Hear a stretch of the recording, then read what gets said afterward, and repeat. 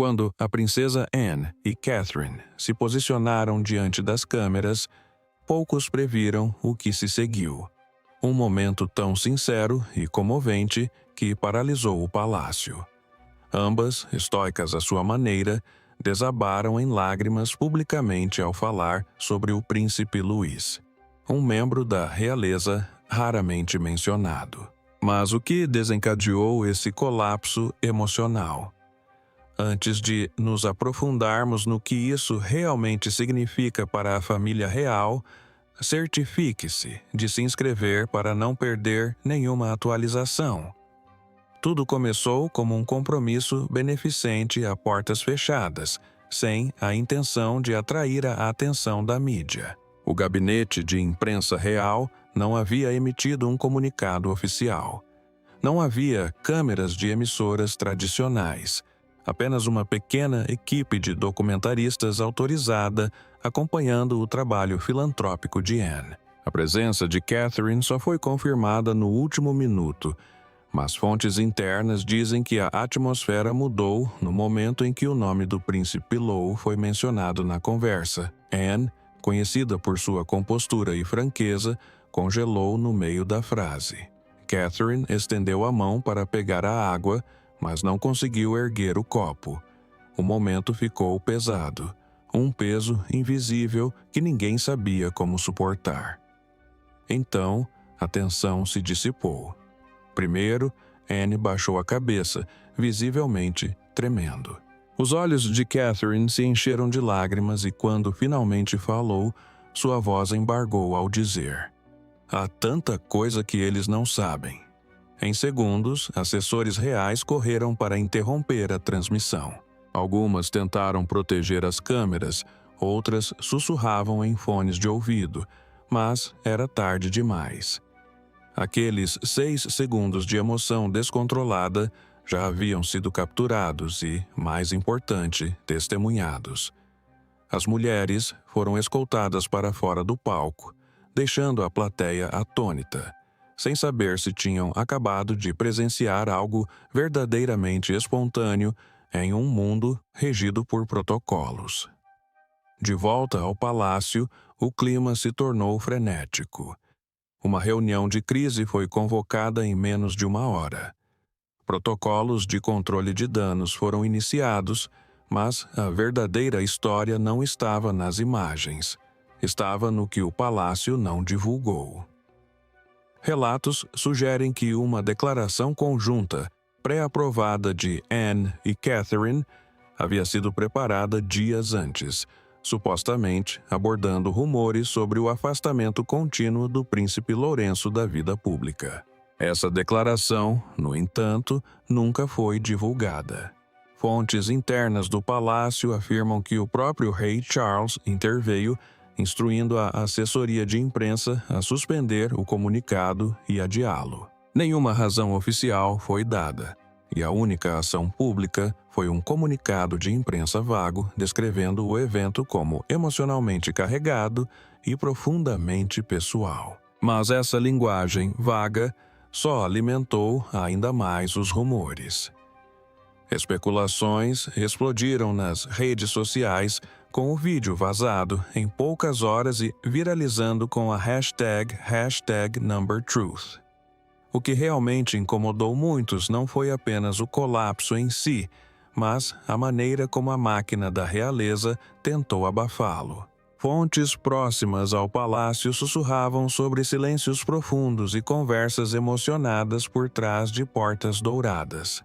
Sem negações, sem esclarecimentos, apenas silêncio. E o silêncio, no mundo da realeza, diz muito. O que se seguiu foi uma avalanche de revelações e confissões silenciosas que ninguém na família real estava preparado para encarar. Por trás da grandiosidade do Palácio de Kensington, esconde-se um mundo de segredos. Histórias mantidas longe dos olhos do público. Durante anos, os rumores sobre o estado de saúde do príncipe Louis foram ignorados. Até então, o que Anne e Catherine estavam escondendo durante todo esse tempo. Enquanto o mundo estava preocupado com as aparições reais, cerimônias e distrações orquestradas pela assessoria de imprensa do palácio, algo muito mais pessoal se desenrolava silenciosamente dentro dos muros de Kensington. O príncipe Louis, outrora criança travessa e espirituosa, que víamos em breves momentos em público, havia desaparecido lentamente de vista. Sua ausência, sutil a princípio, tornara-se agora inconfundível. Meses se passaram sem uma única aparição. Nenhum passeio em família, nenhuma foto escolar, nem mesmo uma sombra atrás de uma cortina. Era como se o caçula da família real galesa tivesse sido apagado do imaginário popular. Os membros da realeza tinham suas teorias. Alguns apontavam para problemas de saúde, outros murmuravam sobre superproteção. Mas, por trás das fofocas, uma realidade muito mais preocupante fervilhava. Funcionários próximos à família começaram a notar padrões.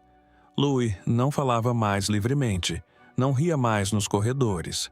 Professores relataram ter expressado preocupação com seu comportamento retraído, e um deles observou que seus olhos pareciam cansados demais para um menino tão jovem. Essas observações, no entanto, não foram bem recebidas. Foram registradas e depois abafadas. Consultores médicos foram chamados sob sigilo. As conclusões, se é que houve alguma, permanecem trancadas em relatórios sigilosos que até mesmo os assessores mais graduados foram instruídos a não discutir. Catherine, sempre extremamente protetora de seus filhos, havia se isolado ainda mais. Ela insistiu em reduzir o contato externo, recusando entrevistas e cancelando compromissos. Inicialmente, isso foi descrito como um período dedicado à família, mas logo ficou claro que algo estava sendo protegido, algo frágil. Segundo relatos, ela se recusou a aceitar as recomendações iniciais de especialistas indicados pelo palácio. Em vez disso, contatou especialistas sob pseudônimos, agindo discretamente para evitar vazamentos para a imprensa. Até mesmo seus amigos mais próximos notaram a mudança. Ela estava exausta, emocionalmente fragilizada e na defensiva. Foi então que Anne entrou em cena. Conhecida por sua postura pragmática e profunda intuição, a princesa Anne começou a fazer visitas inesperadas a Kensington. O que ela testemunhou, segundo relatos, a abalou profundamente.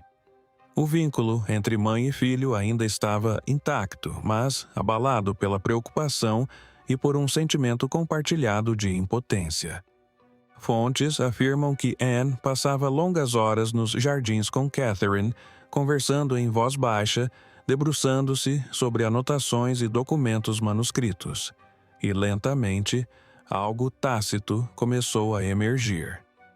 Um entendimento silencioso entre as duas mulheres.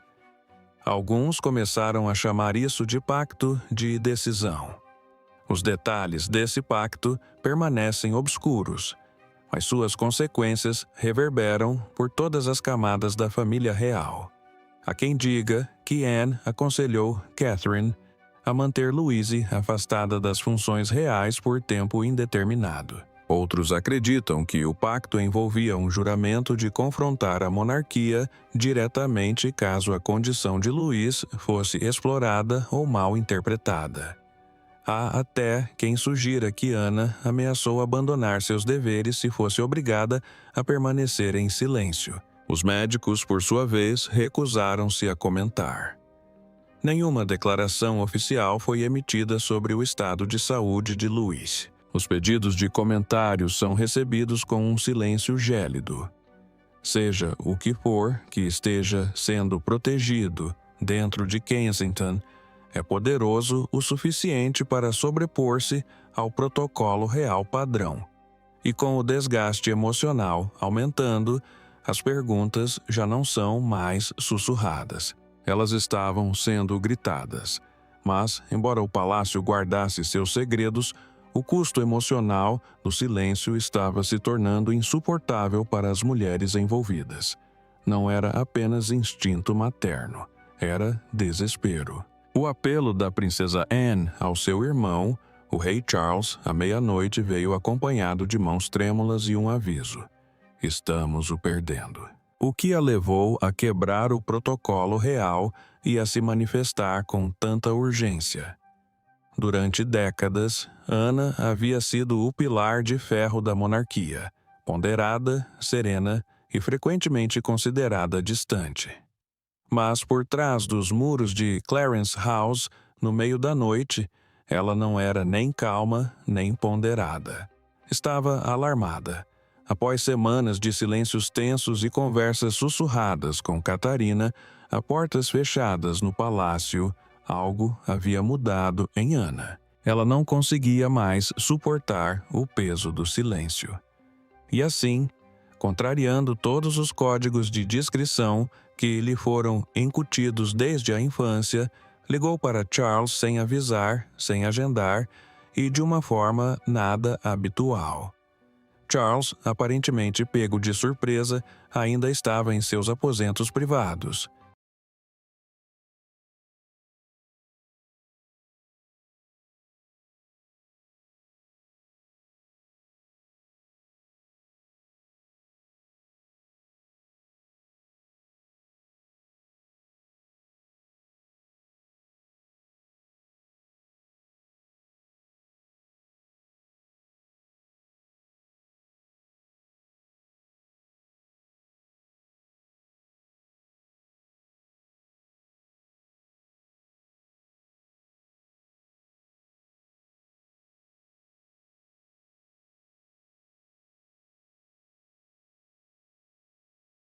Quando Anne chegou, a reunião durou mais de uma hora, sem assessores, auxiliares ou secretário de imprensa à vista. Apenas os dois, irmãos de sangue, mas membros da realeza divididos pelo dever. O que Anne disse naquela sala permanece extraoficial, mas aqueles mais próximos do rei descrevem sua expressão posterior como assombrada. Segundo uma fonte, Anne começou com uma frase arrepiante.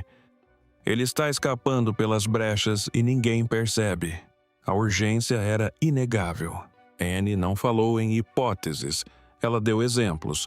O comportamento retraído, a instabilidade emocional, os sinais de distanciamento que ninguém ousava nomear. Ela revelou seus temores de que o príncipe Luís, apesar de estar cercado pelos melhores da monarquia, estivesse sendo negligenciado internamente. E a culpa, ela deixou claro, não recaía apenas sobre a equipe ou os especialistas. Recaía sobre a própria coroa que Charles usava. Mas Charles não reagiu da maneira que Anne esperava. Ele ouviu, sim, mas seu foco se desviou repetidamente para a imagem pública, para como isso poderia afetar a percepção da família real de Gales perante o público. Ele expressou preocupação com a intrusão da imprensa, possíveis vazamentos e o risco de interpretações equivocadas. Para Anne, tratava-se mais do mesmo, uma questão de imagem em vez de intervenção. Ela o lembrou, sem rodeios, de que a monarquia já havia permitido que o silêncio destruísse Diana. Prometemos que não deixaríamos isso acontecer novamente, teria dito ela a ele, com os olhos marejados. E então veio a ameaça, não por malícia, mas por determinação.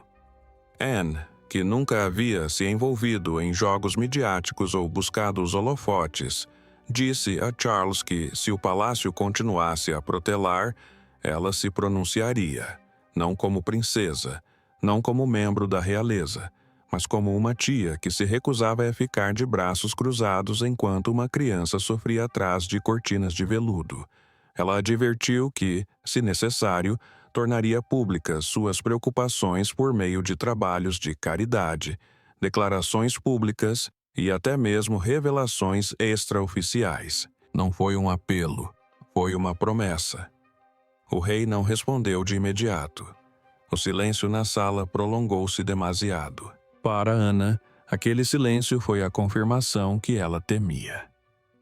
E ao sair da Clarence House, com passos pesados e lentos, ela sabia que a batalha estava apenas começando. Mas, antes que Charles pudesse responder, outra onda de rebelião interna irrompeu, desta vez dentro do próprio círculo de Catarina.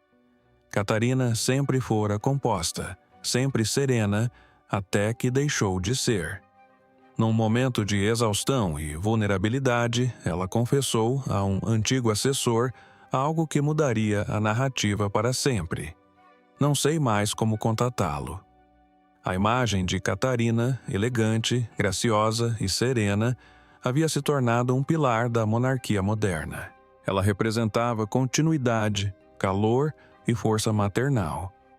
Mas, por trás dessa imagem, havia uma mulher travando uma batalha que poucos conheciam. Durante meses, ela vinha lidando com uma realidade que contrastava violentamente com a narrativa projetada pelo palácio. Uma família perfeita, um lar perfeito, um herdeiro perfeito e, ainda assim, seu filho caçula, outrora a luz em todos os cômodos, estava se distanciando cada vez mais de seu alcance. Foi durante uma dessas noites insones, após mais um dia difícil com Louis, que Catherine finalmente deixou a fachada ruir. Um antigo ajudante, já aposentado, mas ainda leal, fora convidado para um passeio particular pelos jardins do palácio. A conversa começou com formalidades, amenidades, atualizações. Mas, enquanto caminhavam, e o silêncio entre eles se tornava cada vez mais pesado, Catarina sussurrou as palavras que a dilaceravam por dentro. Não sei mais como chegar até ele. O ajudante, surpreso, não disse nada. Catarina prosseguiu. Descreveu a escadaria oca, os súbitos silêncios, a confusão em seus olhos. Ela admitiu ter tentado de tudo. Ajustar rotinas, aliviar a pressão, até mesmo consultar médicos particulares fora do círculo recomendado pelo palácio. Nada funcionava. E o pior de tudo, ela temia que o próprio palácio estivesse piorando a situação. Falou de uma pressão sutil dos conselheiros para minimizar suas preocupações, de relatórios médicos impecáveis que nunca correspondiam ao que ela via diariamente, de ser manipulada para acreditar que era apenas uma fase. Começou a questionar se o comportamento de Louis estava sendo mal interpretado ou ignorado deliberadamente para preservar uma narrativa. O medo não era apenas por Louis, era por si mesma, de estar sendo lentamente silenciada sob o pretexto de tranquilizá-la. E então veio a confissão mais dolorosa de todas. Houve um incidente na escola, um colapso. Segundo relatos, Louis se trancou em um depósito durante o recreio e se recusou a falar por horas. Quando foi encontrado, suas mãos tremiam e ele não reconheceu a professora. A escola notificou o palácio imediatamente, mas o ocorrido foi rapidamente abafado, reinterpretado como um momento de cansaço. Os funcionários foram instruídos a não falar sobre o assunto. William, revelou Catherine, queria acreditar que era uma reação exagerada. Ele se apegava à normalidade. Catherine, no entanto, sabia que não era bem assim.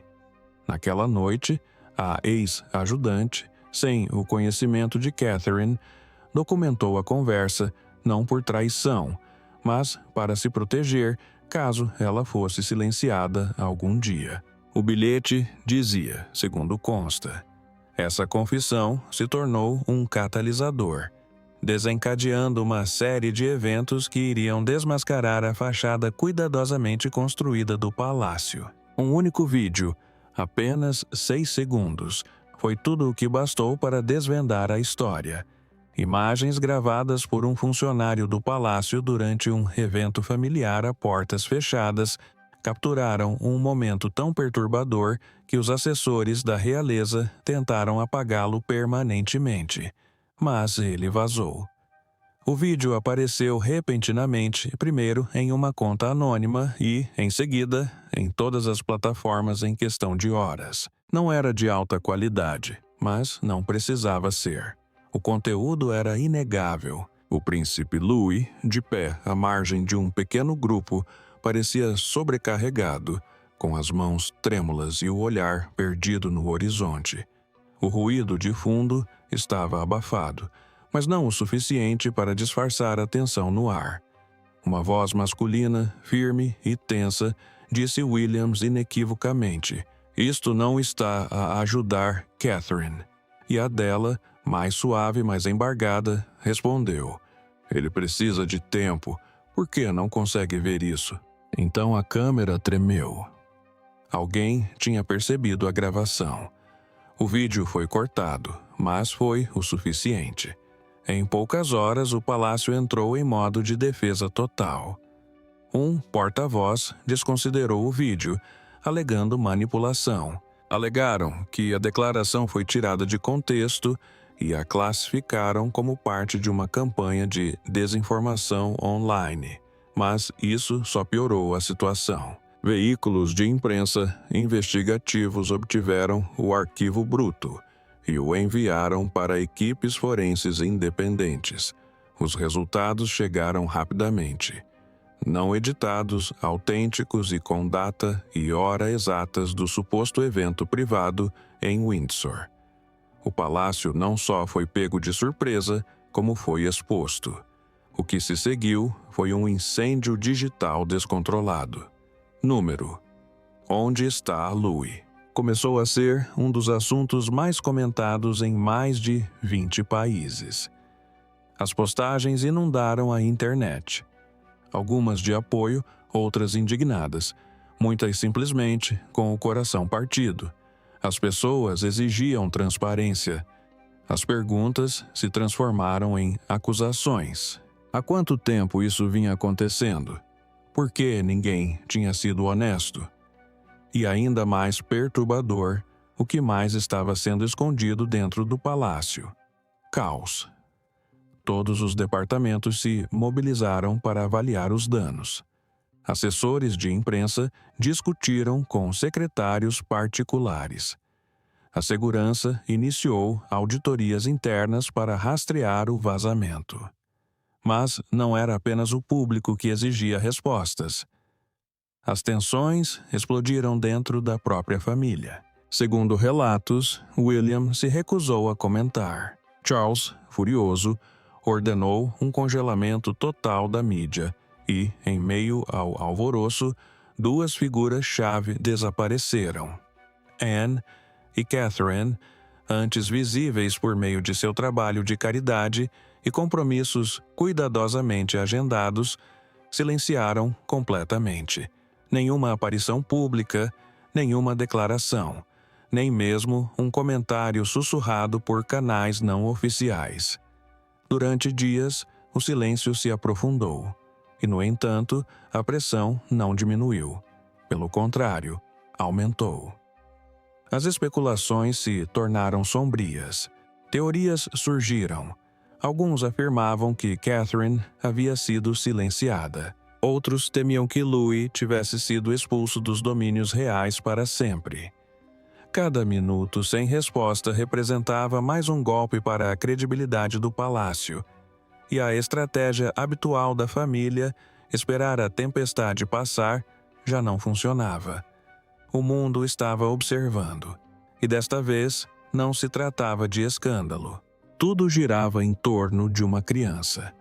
E quando parecia que as coisas não podiam piorar, um aliado inesperado surgiu. O príncipe Harry. Ele foi rotulado de rebelde, exilado, forasteiro. Mas o súbito aparecimento de Harry e sua declaração arrepiante sobre o príncipe Louis não foram um ato de rebeldia. Foi algo pessoal e causou um choque profundo no coração da monarquia. Tudo começou com uma postagem enigmática na conta privada do Instagram de Harry. Uma conta antiga, inativa, quase sem seguidores e raramente atualizada. Mas, em questão de minutos, o mundo inteiro estava assistindo. Uma única frase em letras brancas contrastando com um fundo preto. São sempre os mais novos que eles esquecem. O menino, ninguém está olhando, sem nomes, sem contexto. Mas todos sabiam exatamente a quem ele se referia. A escolha do momento não foi coincidência. Apenas alguns dias após o vazamento das imagens explosivas de Louise e em meio ao silêncio ensurdecedor de Catherine e Anne, Harry decidiu se pronunciar. E não foi uma provocação, foi um aviso. Meghan, notavelmente ausente da narrativa, não fez nenhum comentário. O silêncio dela apenas intensificou o peso das palavras de Harry. Isso não foi uma jogada de marketing do Sussex. Foi Harry, sem o verniz da assessoria de imprensa, reconectando-se com uma família da qual ele tanto lutou para se distanciar. Não para acusar, mas para proteger. E foi isso que abalou as pessoas profundamente. Em 24 horas, o porta-voz do Sussex divulgou uma declaração formal, curta, direta e devastadora. O príncipe Harry entende o que significa crescer se sentindo invisível, ignorado e incompreendido. Ele vê o que está acontecendo. Ele sabe como é estar cercado por pessoas que se importam mais com a imagem do que com o indivíduo. Ele fala agora não como um príncipe, mas como um irmão, um tio e um pai. Nenhuma criança deveria se sentir invisível. Foi a primeira vez que Louis foi mencionado pelo nome fora do círculo íntimo da família real desde o início do silêncio. E não parou por aí. Harry fez referências sutis, mas incisivas, à repetição de ciclos e a um legado de cegueira emocional. A implicação era clara. Não se tratava apenas de Louis. Tratava-se do que a instituição não havia aprendido depois de Diana, depois dele próprio. A resposta do público foi imediata. O sentimento, que já se inclinava a favor de Catherine e Anne, mudou ainda mais drasticamente em direção a Louis. Hashtags como #ProtejaLouis e #Elecena inundaram as plataformas. Celebridades republicaram a mensagem de Harry. Ex-funcionários do palácio, antes silenciados, começaram a falar extraoficialmente. A narrativa que antes pintava Harry como um traidor agora se transformava em algo muito mais desconfortável. Talvez ele estivesse certo. De volta ao Palácio de Buckingham, o efeito foi devastador. A AIDS se esforçou para formular uma contra-estratégia, mas o estrago já estava feito. A confiança pública estava abalada.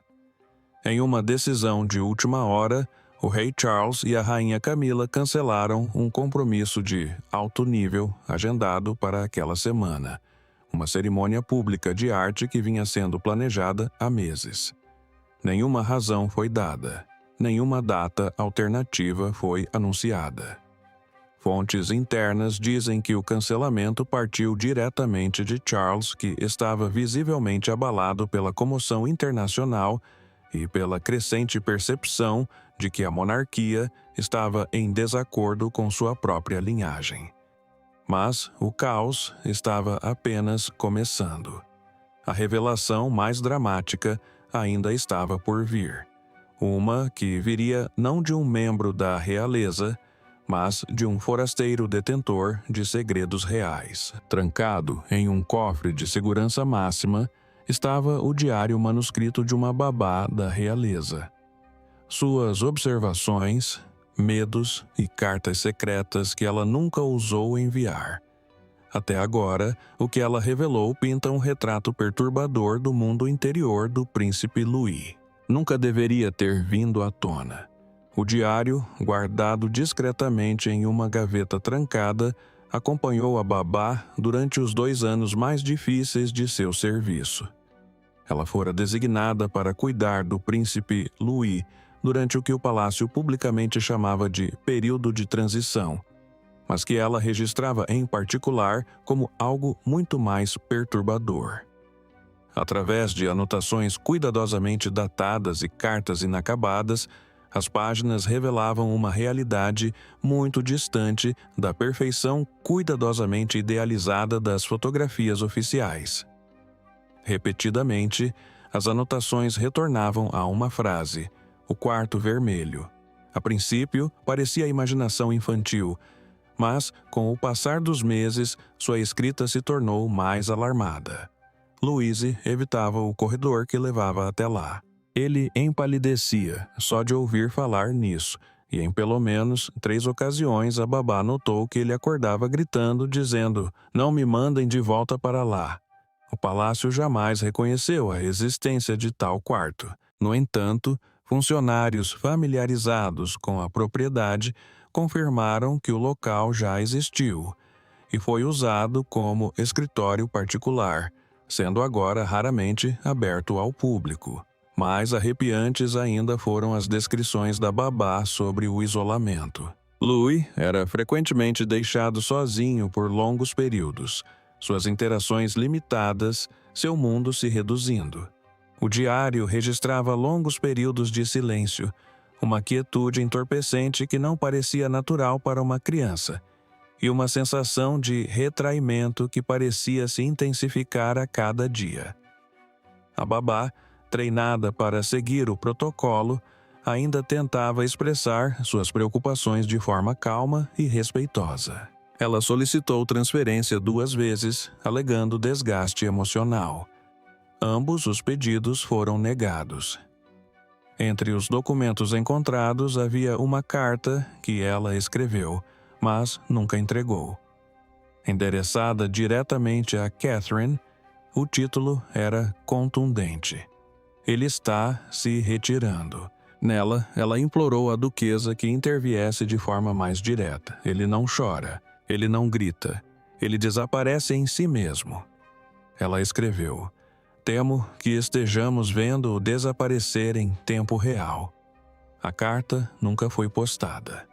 Estava guardada entre as páginas de um diário, dobrada com cuidado, talvez perigosa demais para entregar, dolorosa demais para destruir. O que começara como rumores sussurrados e manchetes fugazes, agora assumia uma forma concreta e inegável. Não se tratava de especulação da mídia. Era o relato de uma mulher que estivera dentro do palácio, nos mesmos aposentos, assistindo a tudo se desenrolar, incapaz de impedi-lo.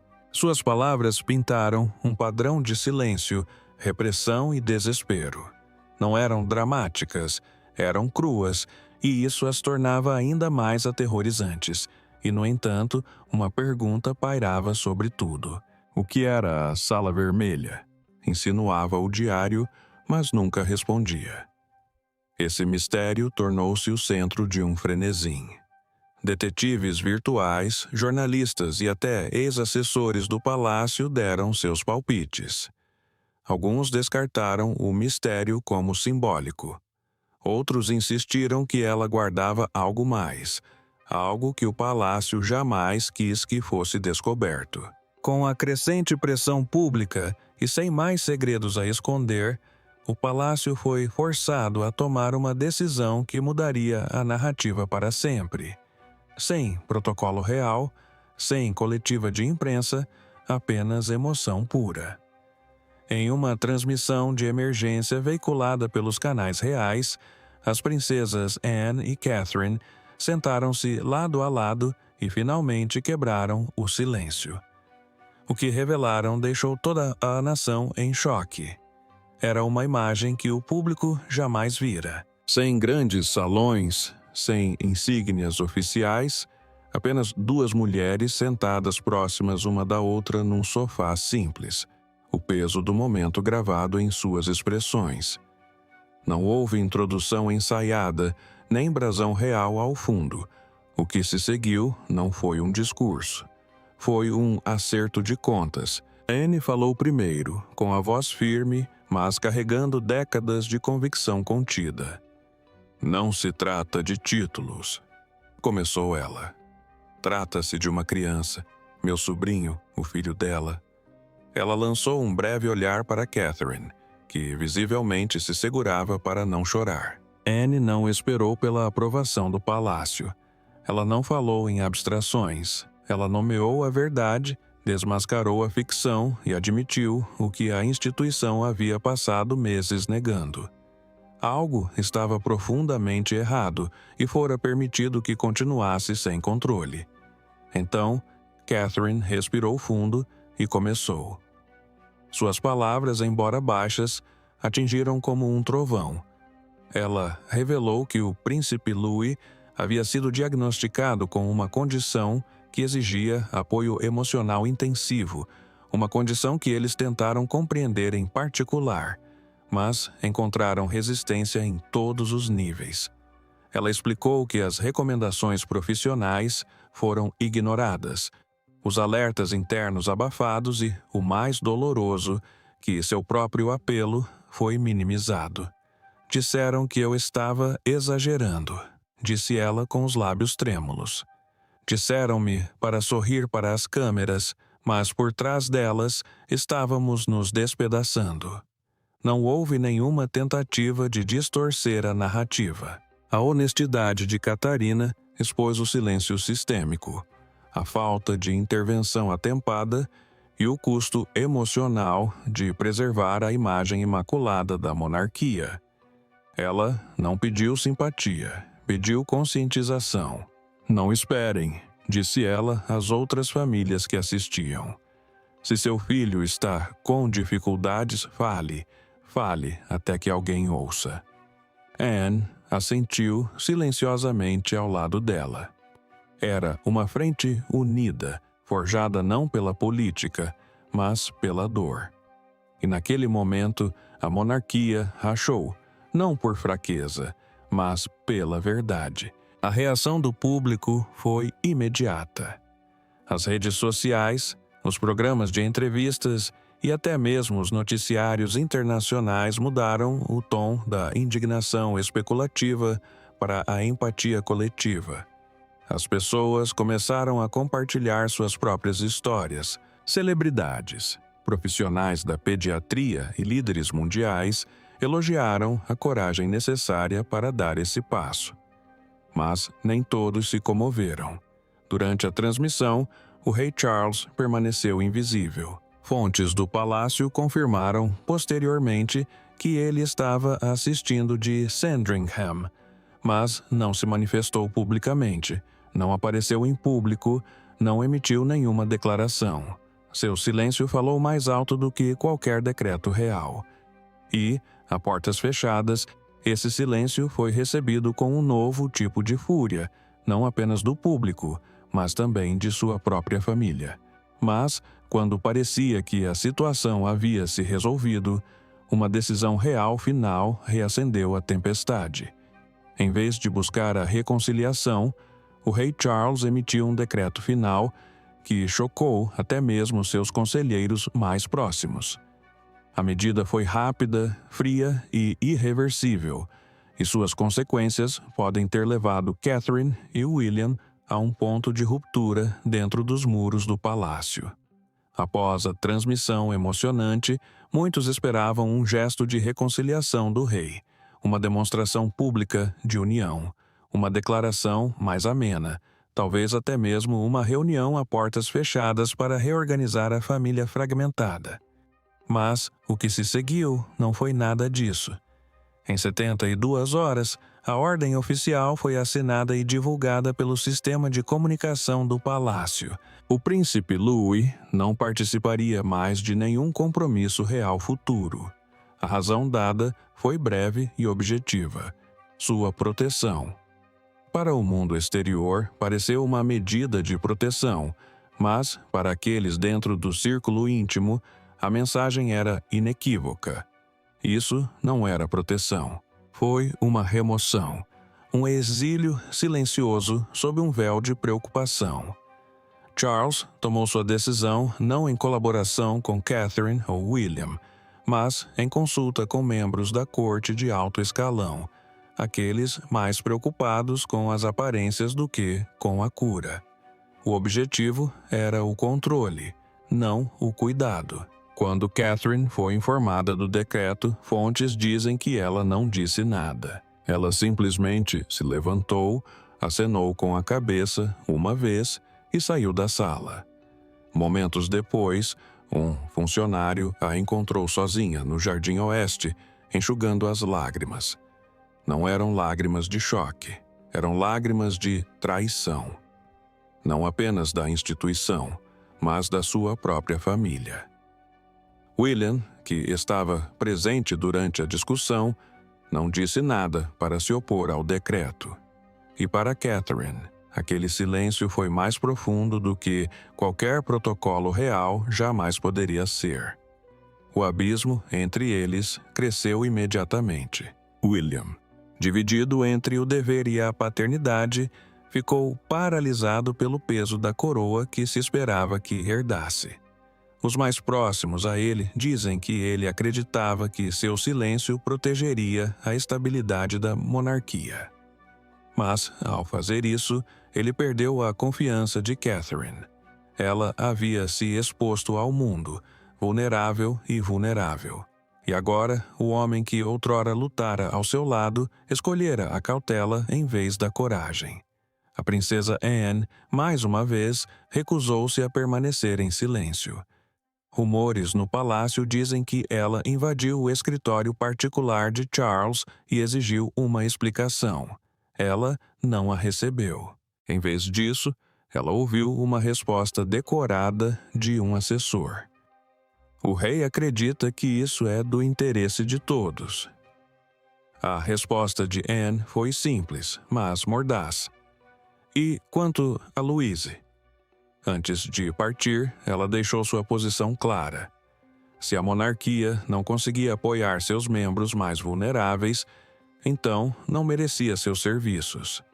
A reação pública foi imediata e profundamente dividida. Metade considerava a medida necessária, um passo doloroso, mas protetor para uma criança que lutava sob os holofotes. A outra metade a chamou pelo que realmente sentia: abandono. A mesma instituição que outrora lidou mal com a dor de Diana, agora parecia estar virando as costas para o único menino que mais precisava dela. E assim, a família real ficou fragmentada, não em segredo, mas à vista de todos. O dano não foi apenas interno, foi uma questão geracional. E enquanto surgiam dúvidas sobre o que aconteceria com Louise, com Catherine, com o próprio futuro da monarquia, uma verdade tornou-se inegável. Obrigado por assistir. Não se esqueça de curtir e se inscrever. E nos vemos no próximo vídeo.